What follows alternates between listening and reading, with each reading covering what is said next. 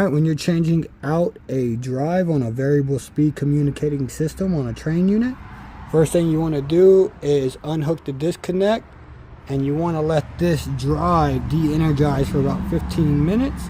Then after that, you want to unplug the compressor prong connector and then undo this 7/16 bolt and take this ground wire off, and then start taking all these prong connectors off the board. And then after you do that, then you can go and take these nuts off 7/16 and then go to the next step. Alright, after removing this wire, these 4 bolts and all the prong connectors, the next thing that you're going to do is you're going to remove this bolt right here. Got 1, 2, 3, and then you also got 3 on this side. This one you're going to do last because that's going to hold in the drive. When you're down to the last screws, you're going to take this plate off right here. And then that last bolt I told you to take off, I already took off, of course. Now you can take off the drive. The drive is ready to remove. I also forgot to tell you that you have to undo these high voltage wires.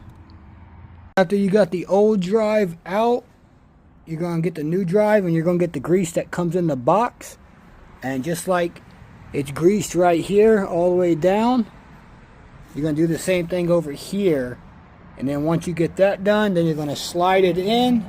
In between this, you can move this up a couple of inches. Try not to kink it. And then also make sure all these wires are out the way. And then once you get it in there, you're going to secure it with the first bolt. The same exact one that you left out last. You're going to put that one in first. I got the new one in. I got the first bolt in. And I got the grease up in there for when I put that plate on. Now what I'm going to do is I'm going to put the remaining 5 screws in that hold it in. And then I'm going to start plugging in the prong connectors and then putting this shield back on down here. Alright, now that I got all those bolts in and all the prong connectors, the next thing to do is to put this cold plate on and push this copper line in between these grooves, and then put these last 3 bolts on. And of course I gotta hook up the compressor prong connector. I already did the ground wire, and then wire the high voltage, and then I'm ready to go. Alright, everything is hooked up on the drive now. Now we're going to start it. Make sure everything works.